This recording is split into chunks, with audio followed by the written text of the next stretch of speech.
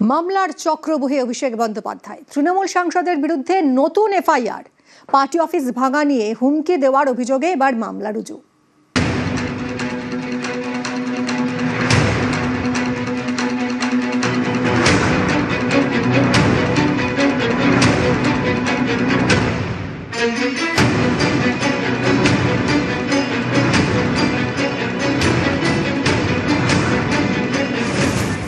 হুমকি দেওয়ার অভিযোগ, অভিষেক বন্দ্যোপাধ্যায়ের বিরুদ্ধে একাধিক ধারায় এফআইআর দায়ের। দক্ষিণ 24 পরগনার আমতলার আপাত ছাপোষা এলাকায় কয়েকদিন আগে পর্যন্ত এক অট্টালিকা মাথা তুলে দাঁড়িয়েছিল।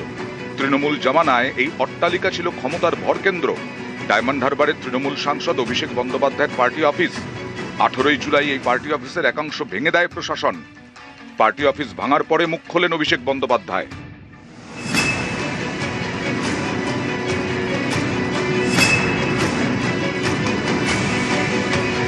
একতলা দুতলা বুলডোজার দিয়ে প্রায় ভেঙে গুড়িয়ে দেওয়া হয়েছে।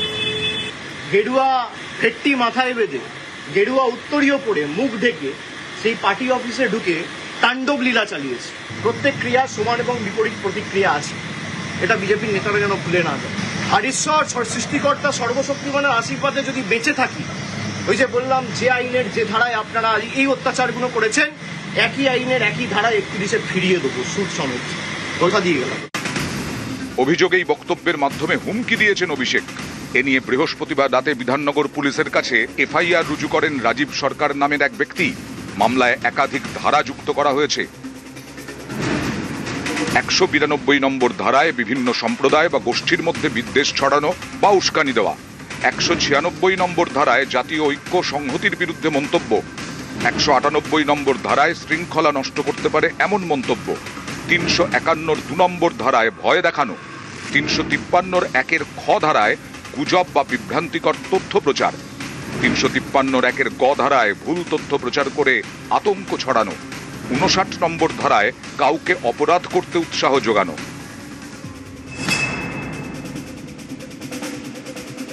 আমাকে রাস্তায় ফেলে মার্চ মেরে গেছে, সবই তো পুলিশের কাছে বাগুড়ি থানায় কমপ্লেন রয়েছে। উনি রক্ষা কবচ নিচ্ছেন একদিকে আদালত থেকে, আরেকদিকে রক্ষা কবচ নিয়েই উনি পরবর্তীকালে উনি সাধারণ মানুষদেরকে হুমকি দিচ্ছেন। একজন রক্ষা কবচ পাওয়া একজন অভিযুক্ত, তিনি ভুলে গেছেন যে তিনি অভিযুক্ত এখনো অব্দি। প্রচ্ছন্ন হুমকি আমাদেরও আছে, কারণ আমি ফার্স্ট মামলাটা করেছিলাম একজন পিটিশনার হিসেবে। আমি তো আমার নিজের নিরাপত্তা চাইবই। যদিও আমরা ভবিষ্যতে মদন মিত্রকে আমরা এই কেসে সাক্ষী করার জন্য আবেদন করব। মদন মিত্র নিজের ফেসবুক প্রোফাইলে উনি স্বীকার করে নিয়েছেন যে অভিষেক ব্যানার্জি একজন ক্রিমিনাল। তাই মদন মিত্রকে অবিলম্বে সাক্ষী হিসেবে ডেকে তাকে জিজ্ঞাসাবাদ করাটা অত্যন্ত জরুরি। এছাড়াও অভিষেক বন্দ্যোপাধ্যায়ের বিরুদ্ধে একের পর এক মামলা।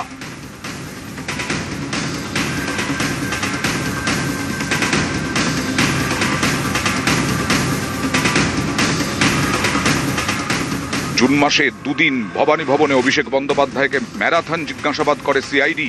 বিধায়কদের সই জালিয়াতির অভিযোগের তদন্তে প্রাথমিক নিয়োগ দুর্নীতি মামলাতেও ইডির স্ক্যানারে অভিষেক বন্দ্যোপাধ্যায়।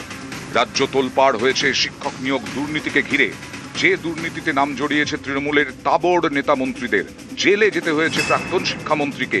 সেই মামলাতেই ইডির স্ক্যানারে তৃণমূল সাংসদ অভিষেক বন্দ্যোপাধ্যায়। ভোটের আগে চড়া সুর, মঞ্চে দাঁড়িয়ে ডায়লগ, ভোটের পরে সেই ডায়লগেই বিপাকে।